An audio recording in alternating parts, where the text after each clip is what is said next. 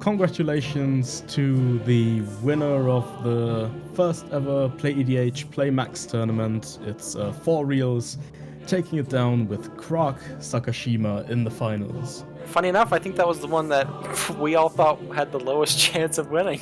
Krark Sakashima once again proving haters wrong, honestly, Yeah.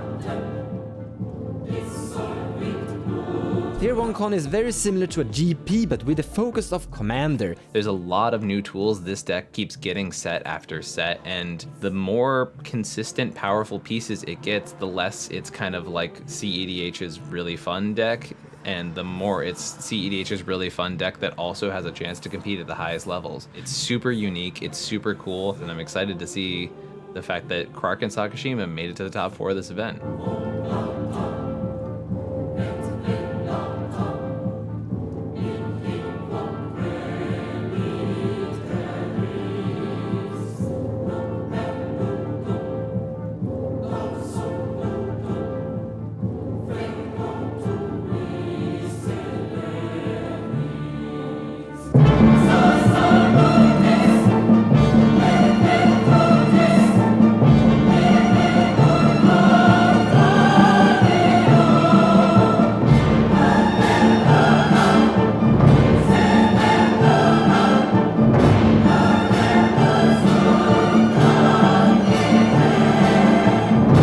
Calculator app is free in the Android store.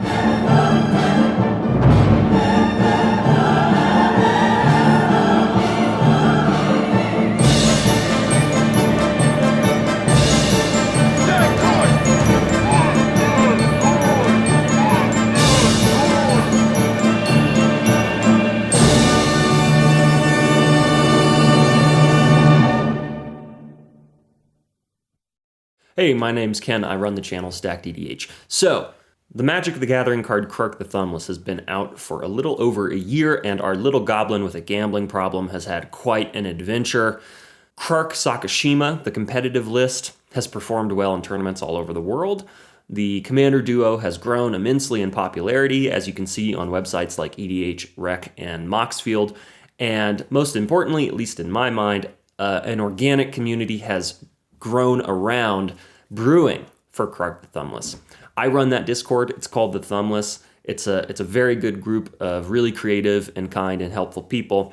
And that group has collectively brewed a lot of different Krark decks. Krark and Tymna, Krark and Silas, Krark and Thrasios, Krark and Ishai, Krark and Dargo, Krark and Jessica.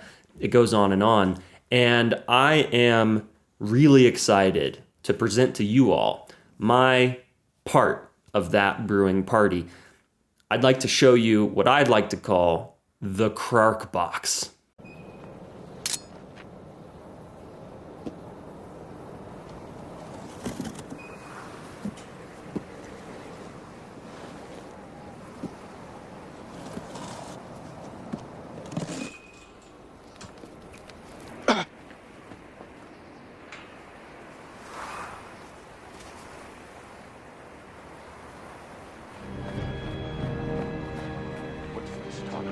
Give me your gun. What's going on over there? Put the gun down. I'll show you with the box. Who's in the box? What's in the box? Not till you give me the What's gun. in the fucking box? The Krark Box is a modular cEDH deck helmed by Krark the Thumbless and 3 partners, Sakashima, the OG, Tymna, and Thrasios. I'm going to give you quick rundowns of each deck, and I hope you enjoy. All right, so first up, we have the core of the Krark Box. We have the lands, which frankly are boring, nothing really exciting. You got a City of Brass and a Mana Confluence to be able to tap for mana of any color, an Ancient Tomb, and some fetchless. Nothing crazy. We jump over to the acceleration. You've got your standard Moxen, Jeweled Lotus, Mana Crypt, etc. The kind of spicier picks are Tavern Scoundrel, which gets real out of hand with Krark very, very quickly, and also triggers if you win a Mana Crypt flip. Bergie, whose backside the horn is a nice sneaky source of card advantage. Stormkiln Artist, which also gets real out of hand with Krark. And then we've got sort of the support package for the core. Twin Flame Dualcaster, that's an infinite combo that can win the game. Jessica's Will is kind of an ad nauseum-ish with Krark. Krark's Thumb, Harmonic Prodigy, nice cheap supplements to that triggered ability. Underworld Breach combos in various ways. Gamble, just a great red tutor.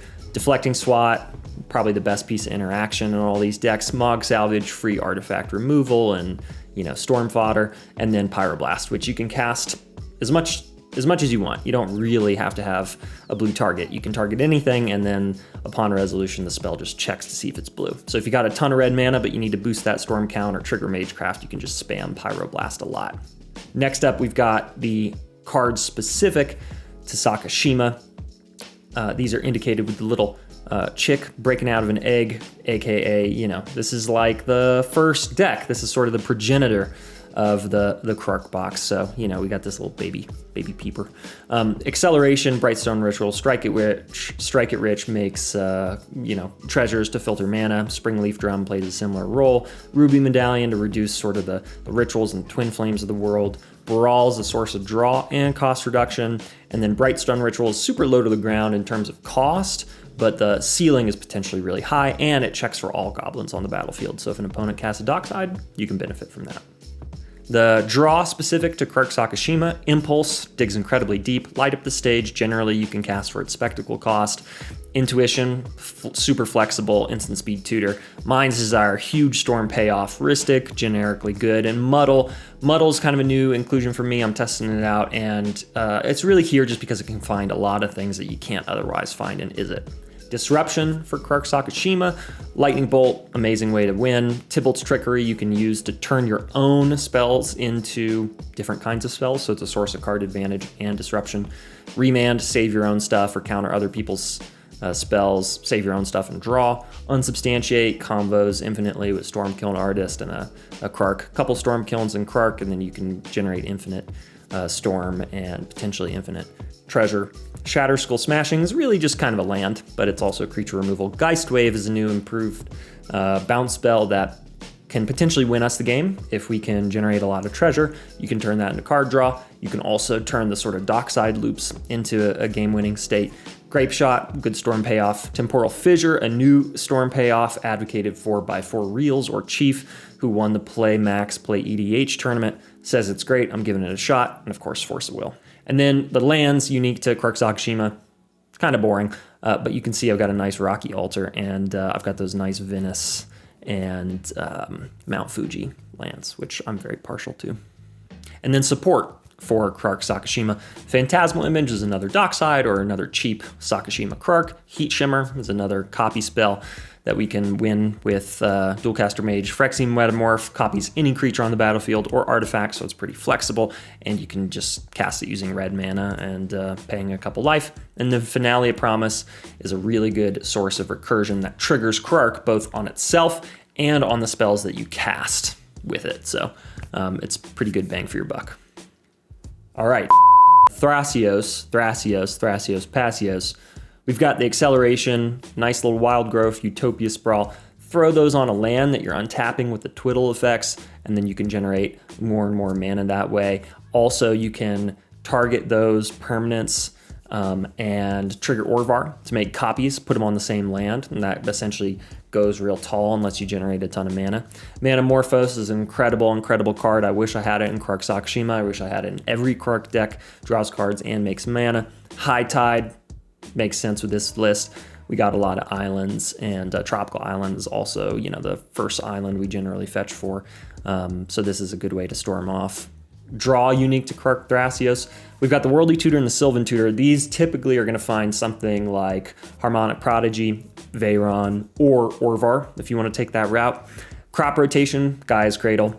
Preordain, just a good cantrip. Signal to Clans, find 3 impactful creatures, which is really useful. Defense of the Heart is kind of that's a little spicy take from me. It's not in Cobblepot's list, upon which this one is heavily based. Defense of the Heart for me can find ideally a little coin flipper, the Afreet something, and Tavern Scoundrel to make infinite mana on your upkeep and then sink it all into Thrasios to win. Step Through, 2 mana instant speed tutor for a wizard, and that's real useful in a deck that uses Orvar and or Harmonic Prodigy to do stuff. And Finale Devastation is also a win con. If you make infinite mana, throw it into Finale, or just make a lot of mana, throw it into Finale and do some attacks. So we've got the Disruption package for Krark and Thrasios, Noxious Revival, excellent Dispel, Dream's Grip, That again can target something like a Wild Growth, trigger Orvar, can target anything. So that's kind of an engine piece if you've got the Orvar thing going, or if you got a Gaia's Cradle that you're just spamming for mana. Retraction Helix, same principle. Target a creature, make a copy of the Orvar, but also turn your creatures into bounce spells. And you can bounce your own rocks that way and recast them, or bounce opponents' permanents that are, causing you trouble. Emerald Charm can destroy an enchantment, but also can untap a permanent. So same Orvar lines, same Twiddle effect lines. Nature's Claim's just generically good. And then support for Krark Thrasios. So Veil of Summer, fantastic spell. Training Grounds, that's Thrasios fodder. Seed Time, I'm throwing it in there. It might come in and out depending on how kind of cute and ineffectual it feels, but I really like the idea of casting and copying Seed Time after someone counters something that we care about. Okay, you countered the thing, but I get a couple more turns. Sigil Tracer is a nice way to dissuade opponents from casting, say, an Ad Nauseam.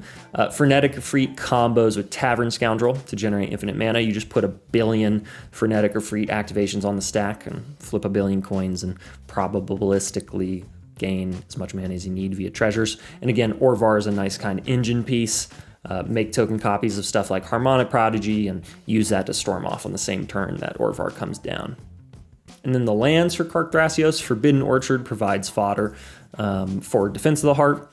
You've got your standard shock lands, your duels, your Waterlogged Grove. Mystic Sanctuary can recur an important instant or sorcery. Cavernous Souls, you can typically choose Wizard. That's probably the smartest thing. And then a good old Gaia's Cradle. And then you've got cards that are unique to Thrasios and Tymna. So those two decks share these cards. A Fetch Land and an Exotic Orchard. Emergence Zone for sneaky plays. Mox Amber and Mox Opal in those decks in which you're probably likely to control 2 legendary creatures with 3 colors total in their pips.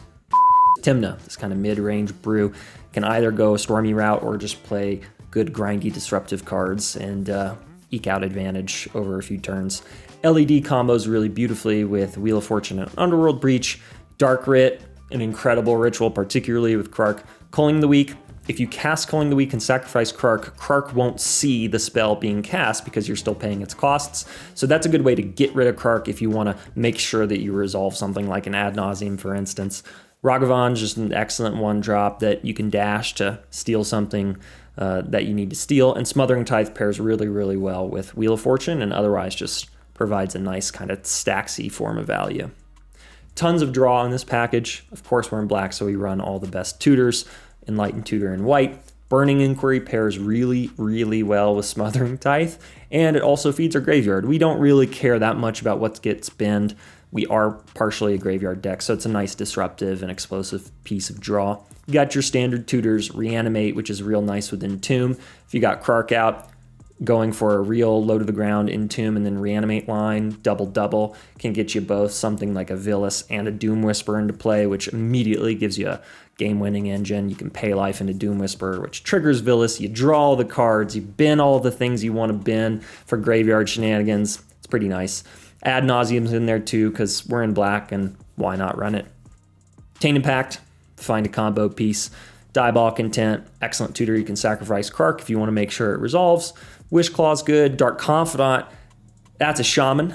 Or no, I'm sorry, Dark Confidant's a wizard, so Harmonic Prodigy will give you 2 Dark Confidant triggers if you have that pair on board. Mausoleum Secrets is an instant speed tutor, which is real hard to find. And then Wheel of Fortune. Pair with Underworld Breach, pair with Smothering Tithe, great source of explosive draw, and a good old Necropotence, just because I love Necropotence, and I'm not going to not play it in a deck with black. The Disruption package is kind of unique. We've got a couple discard cards, which you might think, those aren't very good in a 4-player format. But if you control Krark, it turns out that they can be good, because 1 black mana to disrupt 2 hands and strip out 2 of the best cards, and force your opponents to pay attention and misdirect their attention, essentially, to 2 hands full of threats, super useful. So that's what Thoughtseize and Inquisition of Kozilek are doing here. Silence, Angel's Garrus, Orm's Chant, just good white spells that can shut everybody off, protect you, and are nice if recurred with Krark. I'm on Path to Exile. I think that other people being off it's kind of silly. Like, so what? You give an opponent a land, but some decks don't even run basics, and even if the deck is running a basic, if you get rid of something that prevents you from winning on the spot or prevents everybody else from losing on the spot, who cares? It's a land. It's okay. Swords, Fragmentize, nice cheap artifact enchantment removal. Chain of Smog pairs with Professor Onyx to win us the game. It also Chain of Smog pairs with Professor Onyx. That will win us the game via infinite Magecraft triggers that drain life. Or Chain of Smog pairs with Stormkiln Artist. Just target yourself as many times as you want, generate infinite treasures and an infinitely large Stormkiln. Dam, good solid board wipe / removal. Dranith, excellent tempo piece. Dothy Voidwalker feeds us real well after like a Wheel of Fortune and also is just graveyard hate. Waste Not, similar effect. It's sort of a stacks effect in my mind, dissuades other people from wheeling because it can provide us a ton of advantage out of the blue. Mayhem Devil pairs with that Stormkiln Artist to form a winning line. Also is just generally real good removal and can turn opponents on dockside kind of off. Toxic Deluge, excellent board wipe. Deadly Rollick, free with Krark is ideal, so you get 2 of them. And then Opposition Agent, which is just a nice sneaky tempo play. The lands here, pretty straightforward. You got your duels, you got your Battle Bond lands, you got your Silent Clearing Sunbaked Canyon, which you can crack after like a top deck tutor like Imperial Seal. Tarnished Citadel, who cares about the life? I mean, yeah, we're on Nas, but sometimes you just need a color of mana to win the game. So 3 damage, who cares? And then Volrath Stronghold, I kind of see that is like if you entomb a Villas and for some reason graveyards are about to get disrupted, or you think that, ooh, I can't run a reanimation line anymore, like maybe there's a Grafdigger's Cage or something, you can just put Villas back on top with Volrath Stronghold, draw it naturally and try to cast it the good old, regular way. It's also, if Krark gets removed or something and you don't really want to send Krark back to the zone, you want to risk kind of recasting Krark for 2, just sneakily activate Volrath Stronghold and protect Krark that way. The Tymna specific support bonus round is just sort of like a Krark supplement that is equitable, but we don't really have much Krark supplementing effects in this deck, so this guarantees you that you get copies, and then if you copy bonus round with Krark, your rituals and stuff just become absolutely ludicrous. Yogg's Will is just really good graveyard recursion in case you can't go for Breach. Professor Onyx, source of card draw or removal, but really it's just a combo piece with Chain of Smog. You can also, like most Planeswalkers in a cEDH deck, if they come down for some reason and people don't deal with them, it can generally accrue you enough value to outpace your opponents. And then Children of Corliss, this is really just there for both Doom Whisper and Ad Nauseam. A line I found in Goldfishing, I haven't gotten to pull it off in person yet, is play Children of Corliss, have Krark, cast Ad Nauseam, copy Ad Nauseam with a successful Krark flip, resolve the first one, in response to the original, crack Children of Corliss, gain all the life back, Ad Nauseam again. How much do you like Ad Nauseam? I like it. I want to do it twice. Here are the cards shared by both Sakashima and Tymna. Gemstone Caverns for those nice early plays. Imperial Recruiter, aka Dockside Extortionist 2, Electric Boogaloo. Arcane Signet, Overmaster. Overmaster is real nice because it can protect an Ad Nauseam, or it can just draw you cards off a big source of red. Here are the cards that are shared by both Sakashima and Thrasios. As you see, it's a real big package.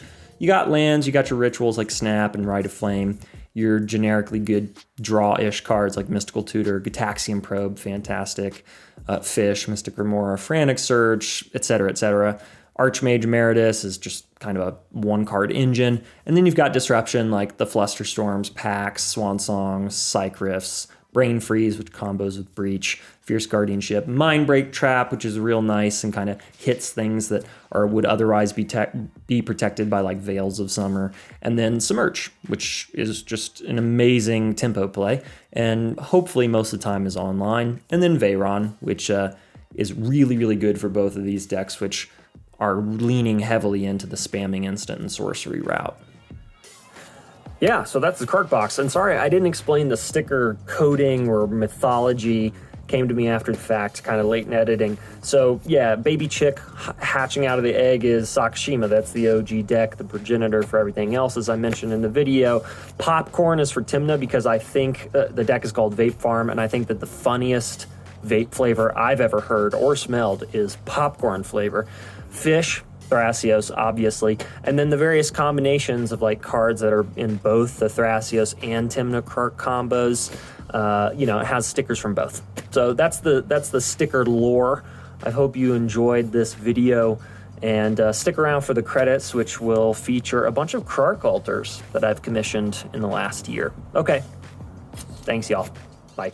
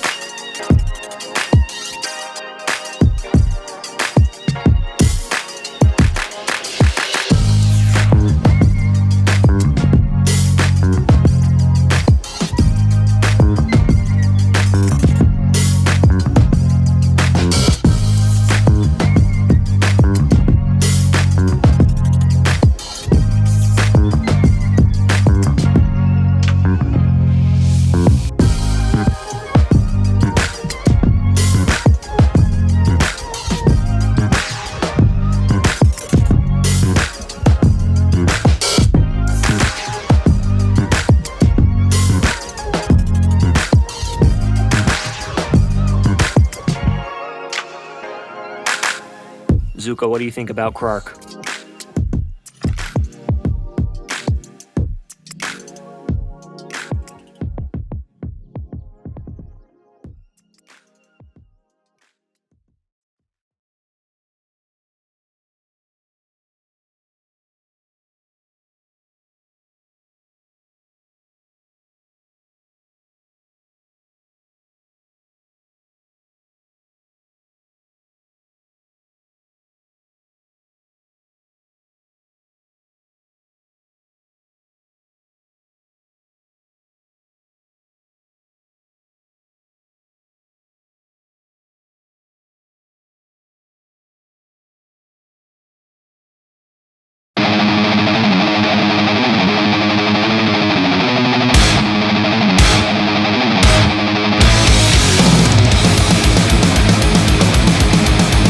Thing of like, oh, it's like the last 150 years. It's like, no. One of the oldest things we've been doing.